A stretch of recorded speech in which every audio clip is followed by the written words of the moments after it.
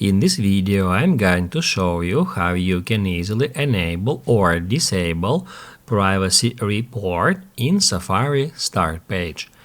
Be sure to watch the video to the very end so you don't make any mistakes. Let's get started, and first off, open up Safari web browser. If it starts on some web page, first off you need to get to the start page. To do that, tap right here and then tap Add Plus. Once you are at the start page, scroll down to the very bottom where you can easily find this Edit button. If you tap on it, you will be able to customize your start page, and that's where we can easily find privacy report.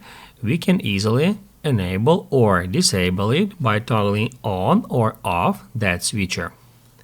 If I would like to disable it, I can just toggle it off, and as you can see, privacy report feature is no longer showing here.